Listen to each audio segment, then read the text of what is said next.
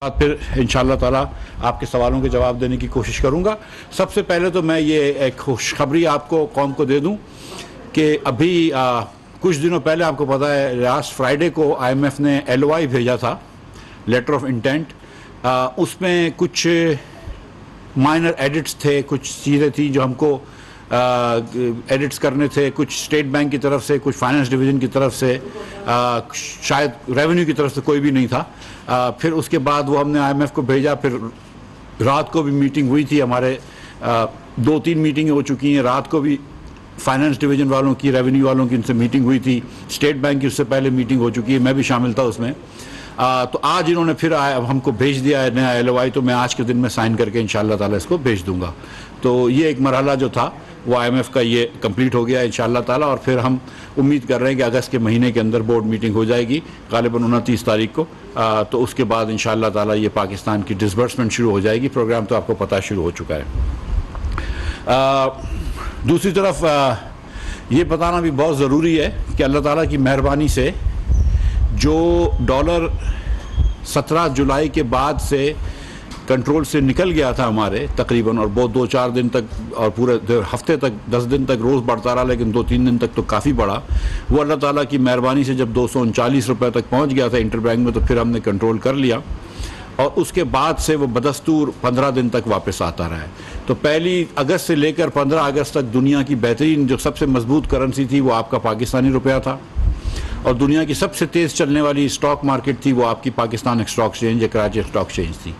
तो ये अल्लाह ताला की बड़ी करम है कि ये चीज़ हुई है। मैं जुलाई के महीने में जब बहुत करेंसी टूट रही थी, उस वक्त भी आपसे ये गुजारिश करता था कि देखो मुझे इंपोर्ट रोकने दो, थोड़ा सा मैं इंपोर्ट कम कर लूँगा। तो इंपोर्ट को अगर मैं एक्सपोर्ट और रेमिटेंस के बराबर ले आऊँगा तो ख़ुद ब खुद ऑर्गेनिकली रुपया जो है वो मजबूत होना शुरू हो जाएगा। रुपए की स्ट्रेंथ जो है वो कोई ऐसे वो नहीं होनी चाहिए, कोई शोखी के लिए नहीं होनी चाहिए। रुपए की strength should reflect the strength of the economy. रुपया obviously in the end reflects current account की पोजीशन। अगर आप 80 बिलियन डॉलर का इंपोर्ट करते हैं जो पिछले साल हमने किया, और 31.7 बिलियन डॉलर्स का एक्सपोर्ट करते हैं, जिसके तहत आप 48.3 अरब डॉलर का ट्रेड डेफिसिट करते हैं, यानी कि दुनिया जो आपको चीज़ें बेच रही है आपको 80 बिलियन डॉलर्स की ख़रीदनी है, लेकिन आपके पास जो चीज़ें दुनिया को बेचने के लिए वो सिर्फ 31.3 बिलियन की है। तो 48 अरब डॉलर्स आपको कहीं से चाहिए। 30 अरब डॉलर्स तो हमारे पाकिस्तानी भाई बहन जो ओवरसीज़ पाकिस्तानी हैं जो काम करते हैं, वो अब पाकिस्तान में जब अपने वालदैन को भेजते हैं, अपने घर वालों को भेजते हैं, तो उसके एवज़ हम रुपए देते हैं उनको, लेकिन वो डॉलर्स हमको मिल जाते हैं। फिर भी रह जाते हैं 20 बिलियन डॉलर्स तकरीबन। तो 17.5 बिलियन डॉलर्स पिछले साल का करंट अकाउंट डेफिसिट था।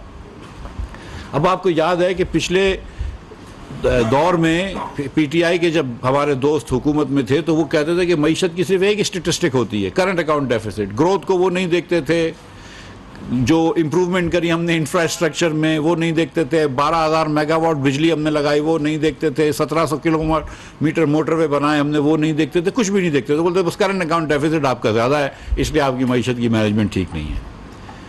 तो पिछले 4 सालों में 20,000 अरब रुपए का, पौने 4 सालों में 19,200 अरब रुपए का, 19,300 अरब रुपए का आपने कर्ज भी चढ़ा दिया, जो कि पिछले उसके पहले के 71 सालों के 79% बराबर है। और आपने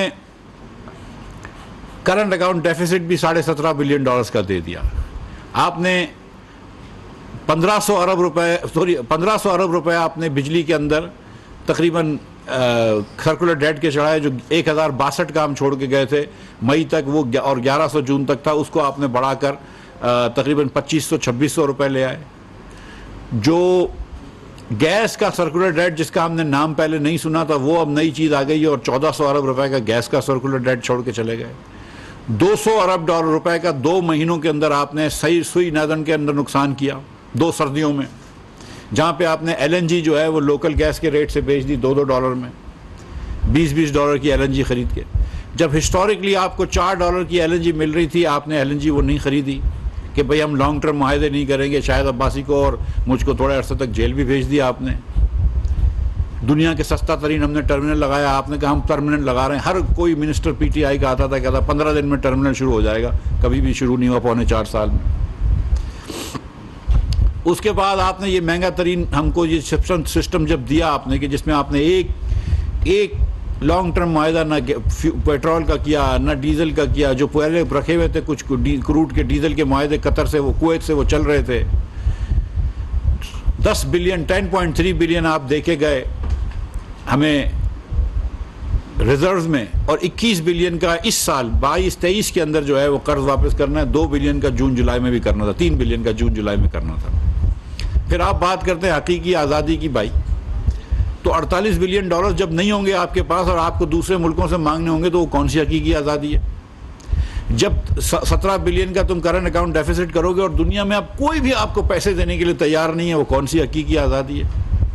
जब IMF ने आपसे एकदम मुंह मोड़ लिया और आपने IMF से मुंह मोड़ लिया, आपने उनके मुआहिदा करके आए, आपने साइन करी, और फिर आप जाके कहते हैं कि मैं अपने दोस्तों को एमनेस्टी भी दूंगा, फिर आप जाके फ्यूल भी सब्सिडी देते हैं, फिर जाके आप पेट्रोल पे सब्सिडी देते हैं, जब आके फिर जाके आप बिजली पे सब्सिडी देते हैं, तो वो कौन सी आज़ादी है जब आपको डिफ़ॉल्ट नज़र आ रहा है? नज़र आ रहा है डिफ़ॉल्ट आपको कि 21 बिलियन देने हैं और 9 बिलियन है आपके पास, उससे ज़्यादा तो आप करंट अकाउंट डेफिसिट कर रहे हैं, और 1 रुपया आराम है अगर इन्होंने कहीं इम्पोर्ट रोकने की कोशिश करी हो। वैसे बस कर्ज पे कर्ज पे कर्ज पे कर्ज। और ये सिर्फ पीटीआई का वतीरा नहीं रहा है, पीटीआई ने खास तौर पे ये किया है, लेकिन ये हमारी पिछली हुकूमतों ने भी किया है। मुशर्रफ साहब के ज़माने से, मुशर्रफ साहब जो थे 2007-8 के अंदर सबसे बड़ा करंट अकाउंट डेफिसिट छोड़ के गए थे, 8.1%। शहबाज शरीफ आए और मैं भी उनके साथ आया, हमने ये कहा आपसे कि हम इंशाअल्लाह ताला रुपए को लेकर आएंगे, मजबूत करेंगे, लेकिन सबसे पहले हमको इंपोर्ट के ऊपर कर्व करना है। मैं 2 महीने के अंदर एक्सपोर्ट नहीं बढ़ा सकता था, लेकिन हमने इंपोर्ट के कर्व करा। पहले हमने नॉन नेसेसरी या इसेंशियल, नॉन इसेंशियल या लग्जरी गुड्स के ऊपर, छोटी मोटी चीज़ों के ऊपर पाबंदी लगाई। हमें पता है कि उसमें स्मगलिंग भी हो रही है, हमने पाबंदी लगाई, बड़ी चीखें उठी कि हमारे चॉकलेट रोक दिए गए, हमारे जूते रोक दिए गए वगैरह वगैरह, लेकिन हमने एक पाबंदी लगाई। उसके बाद हमने गाड़ियों के ऊपर पाबंदी लगाई, एयर कंडीशनर्स के ऊपर पाबंदी लगाई, फ्रिजेस के ऊपर के इंपोर्टेड फ्रिजेस बंद कर दो, वो आज भी बंद है। उसके बाद हमने कहा जो लोकल बनते हैं, जो कि ज़्यादातर इंपोर्टेड ही होते हैं, 90% उसमें इंपोर्ट होता है, उसके ऊपर भी हमने कहा कि यार जितना ले रहे हो उसके आधे लो। आधे की वजह यह थी कि मेरे पाकिस्तानी उसमें काम करते हैं, मैं उनकी नौकरियां तो ज़ाहिर है नहीं छुड़वाना चाहता था। हमने उनसे बातें की कि यार देखो नौकरियां नहीं ख़त्म करना लोगों की। उन्होंने कहा ठीक है, उन्होंने हमसे बड़ा ताउन किया है, मैं इसका शुक्रगुजार हूँ पाकिस्तान के तमाम इंपोर्टर्स का। अच्छे लोग होते हैं, टैक्स पेयर देते हैं, आधे से ज़्यादा हमको टैक्स जो है पोर्ट पे मिलता है, और पूरे का पूरा टैक्स हमको इंपोर्ट गुड जब सिस्टम के थ्रू होता है उसके बिला उस पर मिलता है। बाकी पाकिस्तान के अंदर अल्लाह की मेहरबानी से हम में से कोई भी आदमी जो है वो, या कोई भी बहन जो है टैक्स देने के लिए तैयार नहीं है। वो जो इंपोर्टेड गुड पोर्ट से आते हैं, वो किसी की फैक्ट्री में जाते हैं, हमारे पास ट्रेस हो जाते हैं, तो हम उसका पूरा सिस्टम का टैक्स लेते हैं, और उस टैक्स लेने की वजह से हमने अपनी मईशत को अनकम्पेरेटिव कर दिया है, जिसकी वजह से क्योंकि हम इंपोर्ट को इतना मुश्किल कर दिया, हमने महंगा कर दिया, तो लोग यहीं पे बेचने से मुनाफा कमाते हैं, एक्सपोर्ट कोई भी नहीं करता। हम वहाँ से भी वैसा भी टैक्स इंशाल्लाह लेके आएंगे कि जिसमें अगर आप 10% भी एक्सपोर्ट नहीं करेंगे तो थोड़ा सा आपसे ज़्यादा टैक्स लेंगे, वो भी हम लेकर आएंगे इंशाल्लाह ताला। ये मैं अभी से कह रहा हूँ आपको। मगर हमने जो चीज़ करनी थी वो करके दिखा दी। आज के महीने में अल्लाह ताला की मेहरबानी से कल शाम तक इस पाकिस्तान में 3.4 बिलियन डॉलर्स गए थे बैंकिंग सिस्टम से, और 4.1 बिलियन डॉलर्स आए थे। We had more money coming in, 600-700 million dollars more coming in than going out. आप इंपोर्ट्स देख लीजिए, पिछले साल से मेरे ख्याल से 20% कम है परसों तक के, लेकिन एक्सपोर्ट 5% अल्लाह की मेहरबानी से ज़्यादा है। और जो मैंने आपसे कहा है कि एक्सपोर्ट प्लस रेमिटेंस जो है हम रोज़ मॉनिटर करते हैं, वो तकरीबन इंपोर्ट के बराबर रहेगी, वो इंशाल्लाह रहेगी। और वो नज़र आ रही है कि जब से आपने इंपोर्ट को थोड़ा सा कम किया है, थोड़ा सा लगाम दिया है, एनर्जी को भी कम किया और नॉन एनर्जी चीज़ों को भी कम किया, तो ये बेहतरी आई है। जब आपने सस्ती चीज़ें बेची हैं, सब्सिडी पे बेची है, 20% डीजल की कंजम्पशन बढ़ गई, लोगों ने होल्ड किया। ये पेट्रोलियम मिनिस्ट्री की बड़ी बात है, ओगरा की बड़ी बात है कि उन्होंने उस वक्त भी सप्लाई चेन नहीं तोड़ने दी, और ये सप्लाई चेन चलती रही। और ओगरा एक फार्मूले के तहत प्राइस बढ़ाती है। कल प्रोग्राम में, मैं परसों शायद किसी टीवी के प्रोग्राम में, जियो के प्रोग्राम में गया था शहजाद इकबाल के, तो उन्होंने मुझसे पूछा कि प्राइस का क्या होगा, तो मैंने उनसे ये गुजारिश की थी कि मैं 1 रुपया भी टैक्स मजीद नहीं लगाऊंगा, ना लेवी लगाऊंगा। तो आज सुबह जब कल रात को जब पेट्रोल की 6 रुपये प्राइस बढ़ी है, डीजल की 8 आने कम हुई है, मेरे ख्याल से कैरोसिन में और लाइट डीजल ऑयल में से भी एक चीज़ की कम हुई है, एक चीज़ की कम बढ़ी है, 6 रुपये कुछ पैसे, 6 रुपये 72 पैसे, तो ₹6.75। तो वो हामिद मीर साहब जो थे, मेरे भाई हैं, बड़े जय्यद सहाफ़ी, उन्होंने कहा कि आपने तो कहा था कि प्राइस नहीं बढ़ेगी। मैंने ये नहीं कहा था कि प्राइस नहीं बढ़ेगी, मैंने कहा था टैक्स नहीं लगाऊंगा। लेकिन और आप लोगों को ये सिस्टम पता है, लेकिन नहीं पता तो मैं फिर आपके सामने वो पाकिस्तान, आपके तवज्जुह से पाकिस्तानी कौम के सामने भी रख देता हूँ कि oil and gas regulatory authority OGRA जो है वो एक प्राइस हर 15 दिन के लिए डिटरमिन करती है। ये एक सिस्टम चल रहा है, पहले ये ब्रांड के ऊपर होता था, अब जो है ये प्लेट्स के ऊपर होता है। पिछले 2-3 साल पहले जब शॉर्टेज हो गई थी तो पीटीआई के ज़माने में ये एक शॉर्टेज के ख़त्म करने के लिए इन्होंने ये प्लेट्स के ऊपर डाल दिया। सिंगापुर में एक मार्केट है प्लेट्स की मार्केट, जिसमें रोज़ शाम को 5 बजे पाकिस्तान के टाइम पे 6 बजे हमको पता चलती है कि वो मार्केट कितनी थी। वफाकी वज़ीर ख़जाना मिफ्ता इस्माइल पेट्रोलियम मसनूआत में इजाफे के ऊपर वजह बता रहे थे कि मैंने किसी किस्म के टैक्स में इजाफा नहीं किया। जो इजाफा किया गया है वो सिर्फ और सिर्फ PSO के अखराजात को मद्देनज़र रखते हुए किया गया है। उन्होंने ये भी कहा कि इस वक्त पाकिस्तान तहरीक इंसाफ ये दावा करती है कि हम किसी के ग़ुलाम नहीं। जब आपने $48 बिलियन देने हो तो ग़ुलामी खुद ब खुद हो जाती है। कोई साहूकार नहीं है, अगर सस्ता भी ले लिया तो हमको उससे कोई ताल्लुक नहीं है। हमने एवरेज प्लेट्स की प्राइस को लिया, उसको डॉलर से मल्टीप्लाई करा, उसके ऊपर हम प्रीमियम डालते हैं। क्योंकि आजकल रिफाइनरी की शॉर्टेज है तो हमको डॉलर, डीजल और पेट्रोल दोनों प्रीमियम पे मिलता है। हमारा एक लॉन्ग टर्म डील है कतर से, कुवैत से, जिसके तहत डीजल हमको $8.5 के प्रीमियम पे मिलता है, मगर पेट्रोल पाकिस्तानी कंपनियों को $17 के प्रीमियम पे मिलता है, PSO को 17 के प्रीमियम पे मिलता है। और उसके अंदर LC के चार्जेस भी होते हैं, कंफर्मेशन चार्जेस भी होते हैं, दीगर चीज़ें होती हैं। लेकिन ये $17 का, $17.5 का नंबर था। पिछले 15 दिनों पहले जब था तो $15 था, इस बार $17.5 हो गया। प्रीमियम जो है रिफाइनरी की शॉर्टेज के ऊपर भी आगे पीछे होता रहता है। ऐसा ही आपको बता रहा हूँ कि शायद हिंदुस्तान का 12.5 है, हमारे यहाँ 17 हमको लगता है। तो उसके बाद हम प्लेट्स को डॉलर से मल्टीप्लाई करते हैं, उस पर फिर हम प्रीमियम डालते हैं, इंसिडेंटल्स डालते हैं, श्रिंकेज डालते हैं, और उसके बाद हम एक नई प्राइस दे देते हैं कि ये प्राइस होगी। मगर इसमें एक चीज़ और भी होती है कि इस बार जो कीमत आई है, मिसाल के तौर पर जो आज तेल आया है, वो तेल मिसाल के तौर पे आज हमने उसको, अगर डॉलर की प्राइस 213 हो गई है तो हमने शायद एवरेज प्राइस जो भी थी हमने उसके हिसाब से दे दिया इसको। अब जब वो 2 महीने बाद जब वो एक्चुअल LC की पेमेंट होती है, क्योंकि ये डिलेड टर्म्स पे पेमेंट होती है, 1 महीने बाद या 2 महीने बाद, डिपेंड करता है PSO ने क्या डील करी है, तो जो एक्चुअल रेट होता है उससे फ़र्क पड़ जाता है। आज अगर 213 है, उस दिन 220 है, तो $7 पर बैरल उसको नुकसान हो जाता है PSO को, तो उसको हम ट्रू अप करते हैं। तो पिछली जो LCयाँ खुली हुई थी वो $207-208 पे खुली थी, जिसकी पेमेंट 238 में भी हुई है, 240 में भी हुई है, कोई 228 में भी हुई है, तो उसको भी ट्रू अप किया। और उसके बाद वो चीज़ें भी मतलब ये कि और जो अभी तक पेमेंट नहीं हुई है, जो होने वाली है अगले 2-4 दिन में, उसको 215 पे ट्रू अप किया। तो कुछ 228 वाली LCयाँ भी 215 पे ट्रू अप हुई हैं, दोनों तरफ हुआ। और उसके बाद जो नंबर आया वो, और कल रात को 8 बजे तक नंबर, 9 बजे तक नंबर जो था वो $9 कुछ 50 सेंट हमारा तखमीना। तो जो आखिरी नंबर ओगरा से आया वो $6.72 आया। और वो इसलिए कि कल रात को फिर बेखाद प्लेट्स में कमी आई होगी, और वो जो भी कल रात का एक्सचेंज रेट भी कम हो गया था, तो वो प्लेट्स में कमी आई। ये ऑटोमेटिक होता है, ये ओगरा से आता है, ओगरा से पेट्रोलियम डिवीजन पे जाता है। ओगरा का एक नोट होता है, पेट्रोलियम डिवीजन उसको समरी में कन्वर्ट करता है, समरी फाइनेंस को भेज देता है। फाइनेंस इसमें अगर टैक्स लगाना हो तो लगा देता है, कम करना है तो कम कर देता है।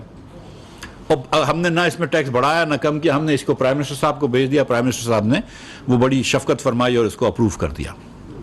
मैं इस हुकूमत के हर फैसले के पीछे पाबंद हूँ, खड़ा हूँ और जिम्मेदारी से खड़ा हूँ। मैंने कहा कि आपने अभी बताया कि ओगरा ने पिछले साल डिटरमिन किया है इस चीज़ को, तो मैं सवाल पूरे ख़त्म कर लूँ फिर आप सवाल पूछ लीजिए। मैं इस हुकूमत के सारे फैसलों के पीछे खड़ा हुआ हूँ और बिल्कुल पाबंद हूँ, और बिल्कुल मैं इसको ओन करता हूँ। और कल का भी जो फैसला था वो मेरे ख्याल से बहुत मुनासिब फैसला था और सही फैसला था, जिसके अंदर सप्लाई भी नहीं छूटेगी, कंपनियों को भी नुकसान नहीं होगा, और आवाम के ऊपर जो है वो पास ऑन होगा। और अगले हफ्तों के अंदर इंशाअल्लाह ताला अगर रुपया नीचे जाता रहा और ब्रांड नीचे आती रही तो उसका फ़ायदा होगा। मगर आप ये देखें कि जब आपने मुझ पर ट्रस्ट किया, कौम ने ट्रस्ट किया, मेरे वज़ीर आज़म ने ट्रस्ट किया, हमारी क़यादत ने ट्रस्ट किया, कोalition ने ट्रस्ट किया, मैंने उनको कहा था कि डॉलर वापस आएगा। उस वक्त शायद आप में से कम लोग मेरी बात मानते थे, लेकिन अल्लाह ताला की मेहरबानी से हम लेकर आए। हमने आपको जिस तरह कहा था उस तरह लेकर आए कि हम इंपोर्ट को रोकेंगे, इंपोर्ट को कम करेंगे, इंपोर्ट को एक्सपोर्ट और रेमिटेंस के बराबर करेंगे। और ये जो जैयद साफ़ी यहाँ पे बैठे हैं, ये पहली मरतबा मेरी बात नहीं सुन रही है, इनको पता है कि मैं 6 मरतबा 10 मरतबा बोल चुका हूँ, और अल्लाह की मेहरबानी से ये हुआ, क्योंकि ये बेसिक सिंपल इकनॉमिक्स है। और आप जब बात करते हैं लोग कि हमको अपने लोगों से पैसे नहीं मांगने चाहिए, हमको खुद मुख्तारी देनी चाहिए, आज़ादी होनी चाहिए, खुद इन्हिसारी करनी चाहिए, तो भाई वो कौन सी खुद इन्हिसारी होती है कि जिसके अंदर आप लंबे लंबे पर ट्रेड डेफिसिट करते हैं, 48 बिलियन का ट्रेड डेफिसिट करते हैं। वो कौन सी खुद इन्हिसारी होती है जब आप इतने लंबे लंबे डेफिसिट करते हैं और फिर दुनिया से जाके आप पैसे मांगने पड़ते हैं। हमको भी मांगना पड़ रहा है, लेकिन कम अज़ कम आज हमने शुरुआत कर दी है। आज अल्लाह की मेहरबानी से हमने शुरुआत कर दी है कि हम इंपोर्ट को उधर तक लेके आ रहे हैं कि जहां पे एक्सपोर्ट और रेमिटेंस हो। वो ये रियल खुददारी है, ये आप अपने पैरों पे खड़े हो रहे हो। और वैसे मैं आपको बताऊं कि अगर थोड़े बहुत पैसे दुनिया से अगर आ जाते और हम उसको सही तरीके से इन्वेस्ट कर लेते तो वो बड़ी अच्छी बात थी। अगर आपने चीन से पावर प्लांट्स लगाए तो बड़ी अच्छी बात है। मियां नवाज शरीफ के दौर में 5 साल में हमने पावर प्लांट्स अल्लाह की मेहरबानी से डबल करे। वो नवाज शरीफ साहब जब आए थे तो 12,500 मेगावाट मुश्किल से बनता था जब गए, और उसके बाद 25,000 मेगावाट बनना लगा। लेकिन जब हमने 25,000 मेगावाट अपना पावर मुल्क में डबल कर दिया तो क्या हमने इंडस्ट्रियल प्रोडक्शन डबल की? क्या हमने एक्सपोर्ट डबल किया? अब हमारे पास कोयला खरीद, अगर वो हम एक्सपोर्ट डबल कर लेते जो दुनिया के मुल्कों ने किया है। जब चाइना पावर प्लांट लगाता है तो वो एक्सपोर्ट भी साथ साथ बढ़ाता है, जब वियतनाम पावर प्लांट लगाता है तो एक्सपोर्ट भी साथ साथ बढ़ाता है। हमने एक्सपोर्ट तो नहीं बढ़ाया, पावर प्लांट लगा दिए और शादी ऑयल के अंदर हमने चरागा कर दिया। तो फिर हमारे पास ना डॉलर बचे, ना कोई यन बचा, ना कोई यूरो बचा जिससे हम चीज़ें खरीद सकते हैं। डॉलर हिस्टोरिक हाई पे है अगेंस्ट दुनिया की करेंसीज। हमने अल्लाह ताला की मेहरबानी से वो भी भुगता है, लेकिन आज डॉलर भी नीचे आ रहा है, लेकिन पाकिस्तानी रुपया जो है वो दुनिया में सबसे तेज़ चल रहा है।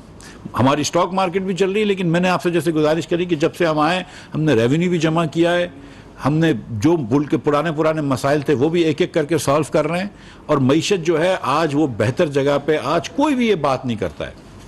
कुछ दिनों पहले एक लिस्ट आई थी, ये आप सब ने के पास भी घूम रही थी, किसने दोस्तों ने मुझको ये लिस्ट भी फॉरवर्ड की है, कि जिसमें कहते थे कि दुनिया का चौथा लाइकलीस्ट मुल्क डिफॉल्ट करना पाकिस्तान है। हमारी हुकूमत आने से पहले पाकिस्तान का $1 का बॉन्ड जो था वो 70 सेंट में बिक रहा था, उसके बाद वो और भी ख़राब हुआ। जब आपका बॉन्ड 70 सेंट में बिक रहा है और 50 सेंट में बिक रहा है, इसका मतलब है कि आप नई बोरोइंग नहीं कर सकते, क्योंकि जिसको आपको $1 देना है वो तो 50 सेंट के अंदर आपके डॉलर का बॉन्ड खरीद सकता है। आज हमने बॉन्ड की कीमत भी अच्छी करी है।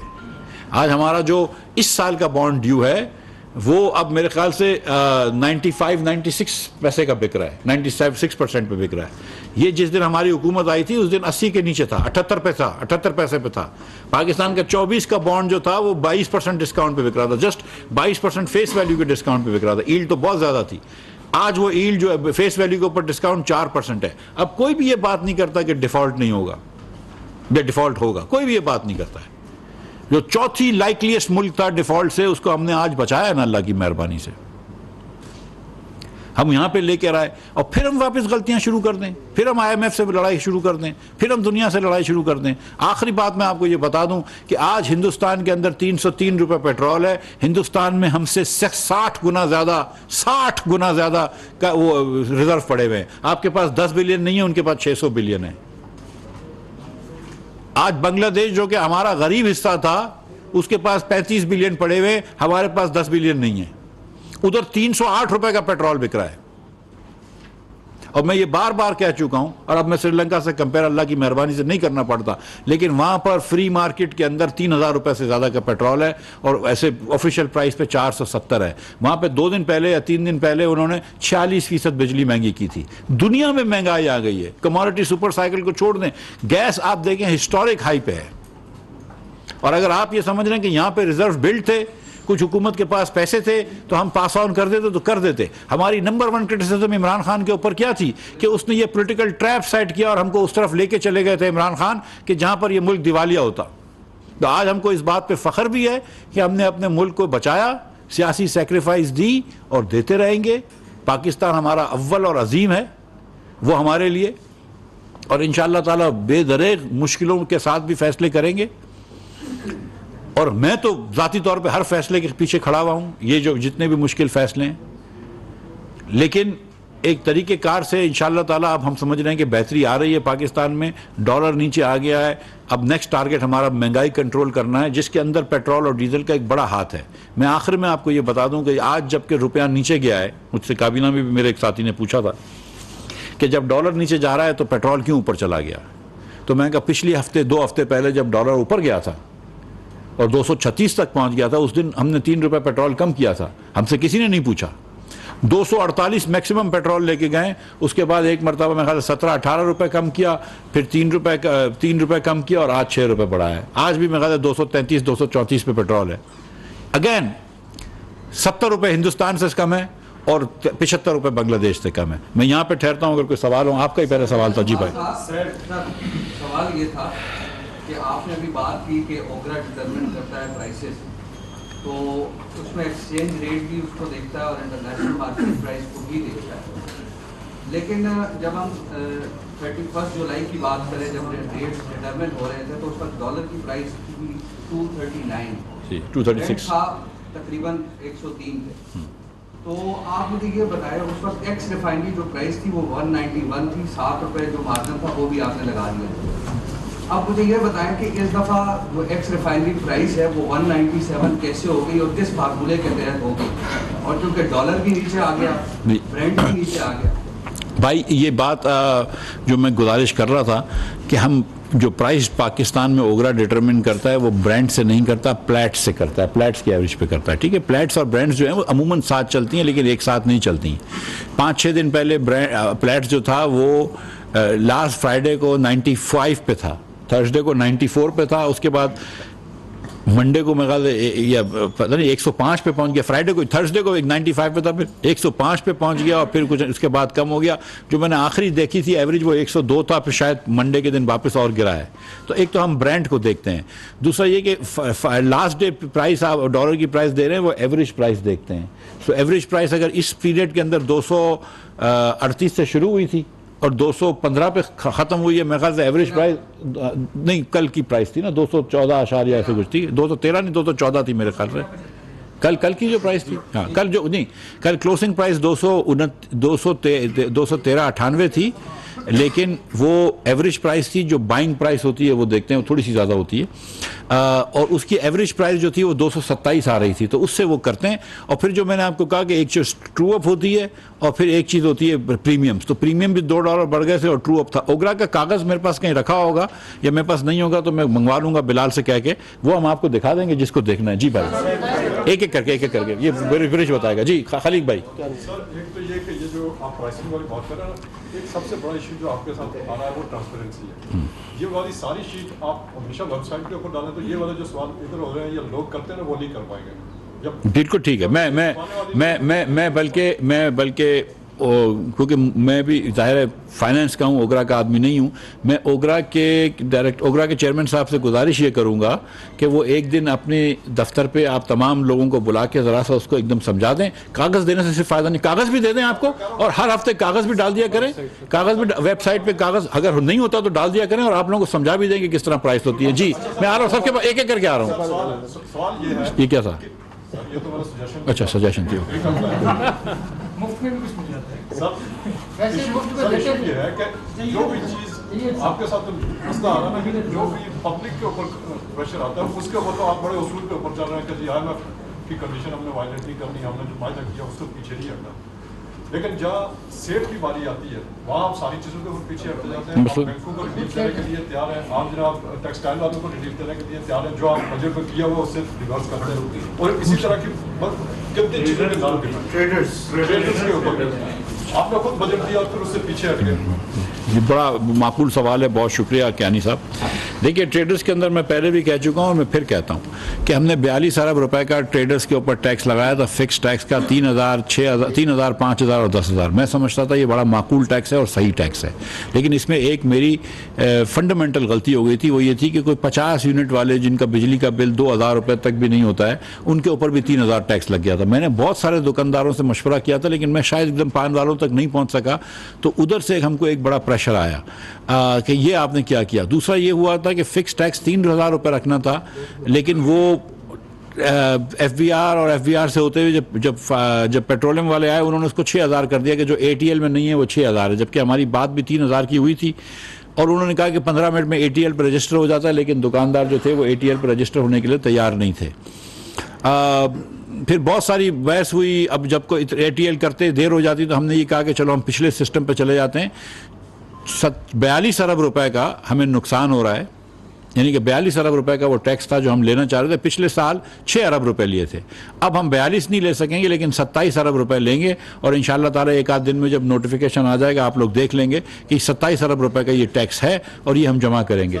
अच्छा, बैंक्स के अंदर जो था वो उसमें एक चेंज हमने किया था। हमने बैंक्स के ऊपर जो ADR डाला था वो 20 पिछले साल का डाला था, जो कि दिसंबर में साल ख़त्म हो गया है। दिसंबर में साल ख़त्म हो गया है, तो वो साल ख़त्म हो गया, डिविडेंड बढ़ गए, अकाउंट्स प्रिंट हो गए। अब उसको ऊपर ADR डालने से कोई फ़ायदा नहीं हो रहा, तो वो ADR हमने कम किए हैं। वो ADR हमने रेट्रोस्पेक्टिव ख़त्म कर दिया, वो हमारी गलती थी, वो रेट्रोस्पेक्टिव करना कभी नहीं चाहिए था। दूसरा, बैंक की एक सजेशन है कि थोड़ा सा ADR जो हमने 55% तक ले गए थे वो 55% से कम करके 50 ले आओ। तो कोई रिलीफ नहीं दे रहे, जो हमने बढ़ाया था उसको बोल रहे हैं कम बढ़ाओ। लेकिन ये भी हमने PM साहब से पूछा नहीं है, वो इनके एक प्रपोजल है, वो अभी तक हमने कोई इस पर हतमी फैसला नहीं लिया। एक मिनट, उसके बाद आपके बात आता हूँ। ये आपको इसी उसमें पूछना है तो पूछ लो, यही पूछेगा, पूछने दो। नवाज शरीफ ने कल कहा है कि नवाज शरीफ साहब जिस मीटिंग में वो थे जिसके पेट्रोल प्राइसेस इंक्रीज होनी थी और वो वॉकआउट करके चले गए। दूसरा आपने कहा इमरान खान ने अपने क्या उस मीटिंग में नवाज शरीफ थे। दूसरा आपने कहा इमरान खान ने हमें पोलिटिकली ट्रैप किया है। तो 7-8 जमातें पोलिटिकल ट्रैप में क्यों आई? 13 जमातें।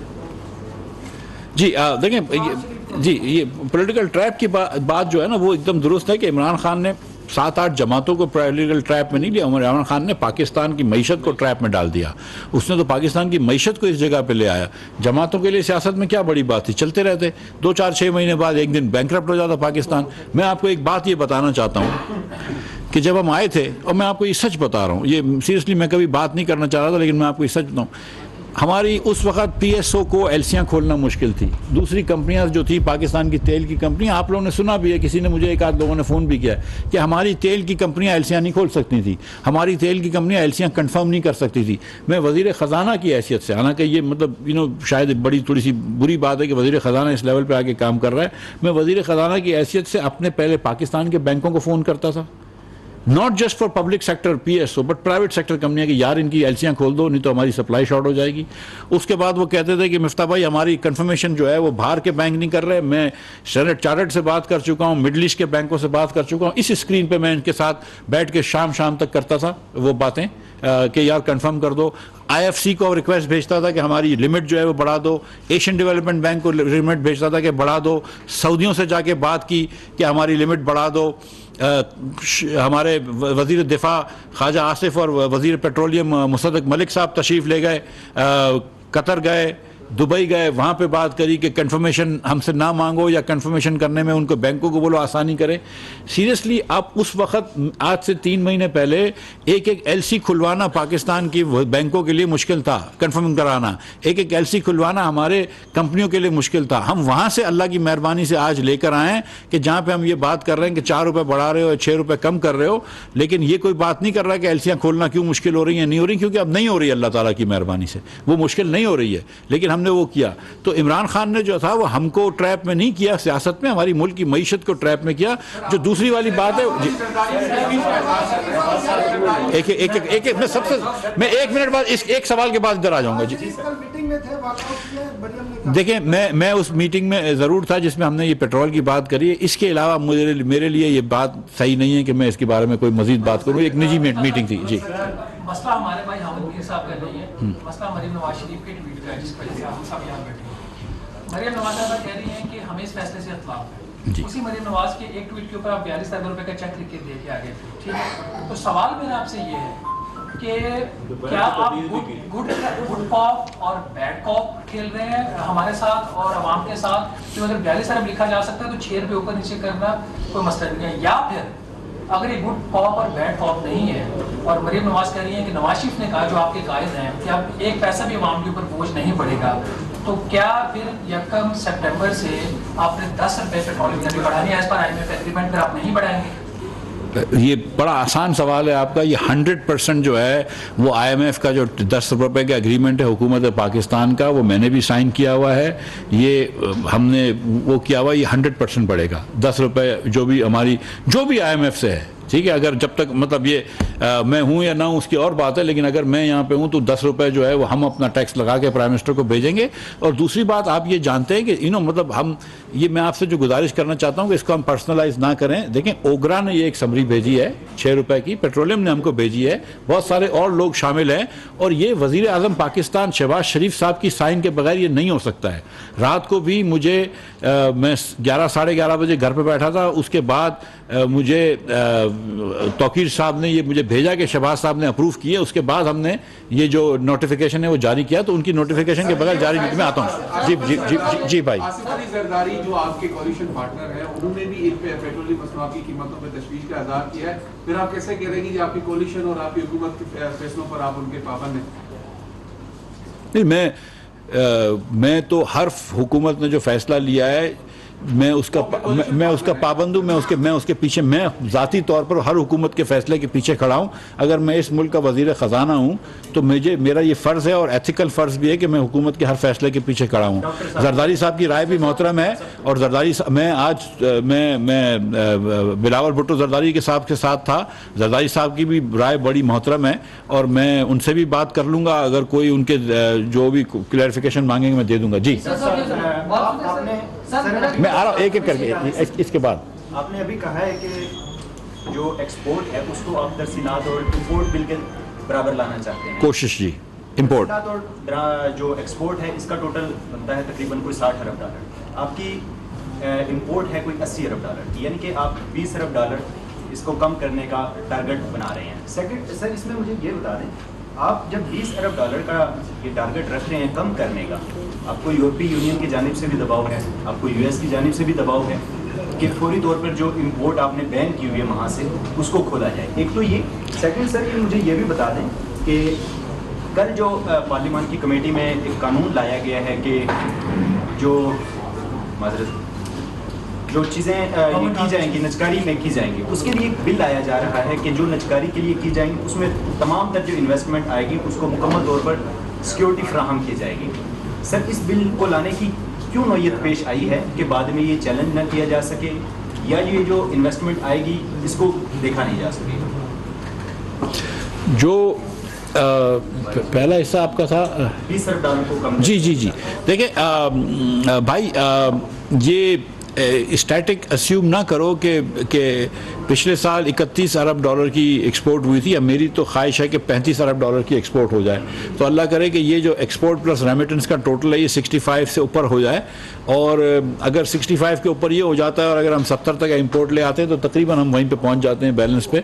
मैं मतलब ये नहीं है कि वो मक्खी पे मक्खी बिठानी है, लेकिन तकरीबन वहाँ पे पहुँच जाते हैं। मैं आता हूँ मेहताब भाई आपके पास। जी भाई, दूसरे सवाल का भी बता दें। दूसरा सवाल है जी, ये जो बिल, मैं आपके पास भी आऊँगा भाई। जो बिल जो पास हुआ है वो G2G का बिल पास हुआ है।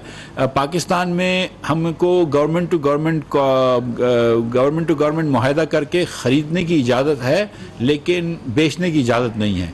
तो जैसे आप सब जानते हैं कि UAE ने एक जाहिर की है इंटरेस्ट कि वो पाकिस्तान से शेयर्स ख़रीदना या इन्वेस्ट करना चाहते हैं, लेकिन हुकूमत के पास कोई मैकेनिज़्म नहीं था थ्रू विच वो एक गवर्नमेंट टू गवर्नमेंट के बेच सकता था। तो इसके लिए एक बिल की ज़रूरत है, लेकिन अब ये बिल जो है इसका हमको कारामद हो जाएगा साबित इंशाअल्लाह ताला। जैसे प्राइम मिनिस्टर साहब कतर भी तशरीफ ले जा रहे हैं, तो उसके अंदर भी अगर कोई चीज़ बेचनी होगी तो गवर्नमेंट टू गवर्नमेंट बेच सकेंगे। जी भाई, आपका।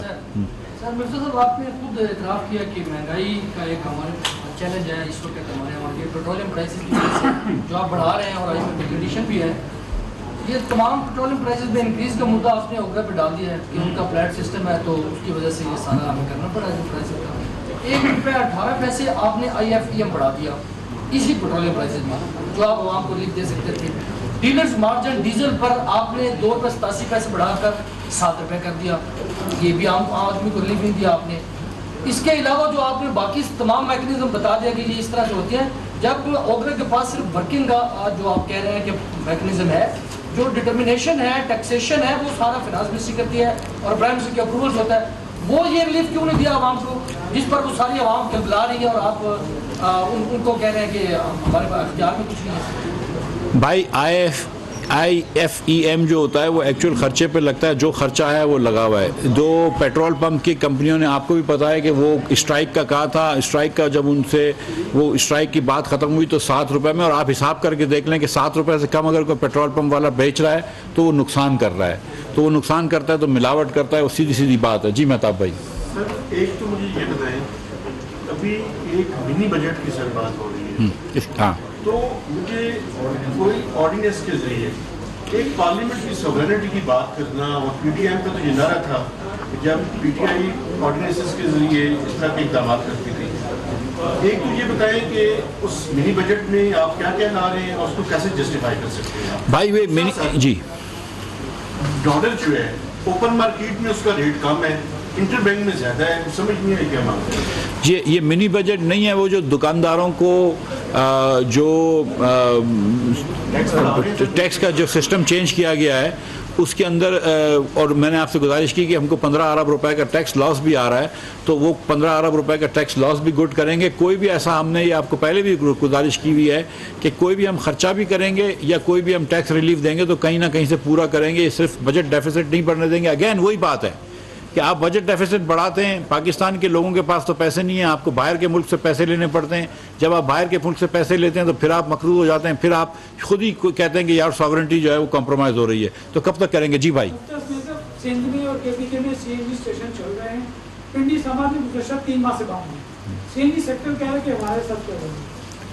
ये बात दुरुस्त है, मेरे ख्याल से ये ECC के अंदर शायद अगले हफ्ते ये समरी आ जाएगी जिसके तहत नॉर्थ एरिया के CNG स्टेशन को भी गैस दी जाएगी। मेरे ख्याल से दे देनी चाहिए और अगले हफ्ते आ जाएगी समरी। आखिरी सवाल जी। ये बताइएगा कि ये ऐसी रिपोर्ट आ रही है कि सऊदी अरब के साथ फाइनेंसिंग के लिए हो गया है या होने जा रहा है, एडवांस स्टेज पे है, कितनी जो है ऑयल की फैसिलिटी और कितने डिपॉजिट्स या बाकी जो कंट्रीज हैं बायलैटरल उनसे किस स्टेज पे है? यार ये अब देखो, ये अनफॉर्चुनेट है ना कि हम कोई और मुल्क अगर हमको दे रहा हो तो हम तो लेने वाले हैं ना, तो मैं नहीं बोलूँगा, वो बता देंगे खुद, उनको डिस्क्लोज करने तो मैं करूँगा। तो अशरफ भाई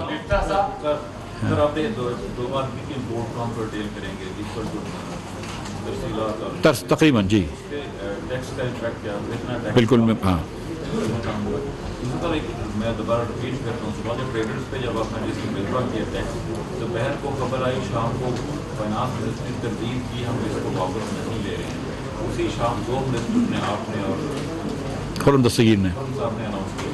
उस दौरान क्या हुआ कि दोपहर मैं बता जी एक तक थोड़ा सवाल और जी, आपने कहा कि पिछली गवर्नमेंट जब होंगी थी तो कैपेसिटी ने जनरेशन बढ़ाई हुई है और उसके बाद इंडस्ट्रियलाइजेशन नहीं हुई और एक्सपोर्ट नहीं हुई, ज़्यादा हमारे पास इस वक्त कितनी अमाउंट कैपेसिटी पेमेंट? जी ये जो आपने बात करी कि वो शाम को ये जो तरदीद हुई है और फिर हमने रात में या दोपहर में तरदीद हुई है, शाम में चेंज किया, तो भाई मुझे जो है वो सुबह से हमारी मीटिंग्स चल रही थी पेट्रोलियम पावर डिवीज़न के साथ, और पावर डिवीज़न को एक खदशा ये था कि 15% उनकी कलेक्शन कम हो गई है।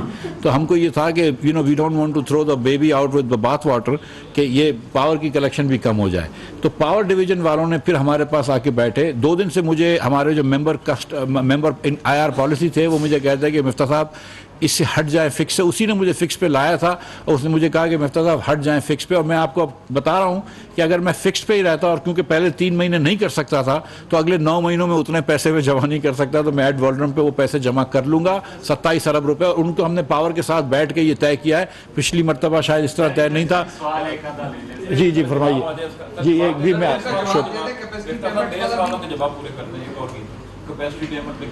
मुझे कैपेसिटी पेमेंट मुंह पे याद नहीं है, मैं आपको बता देता हूँ। मुझे देखिए हाँ जी, ये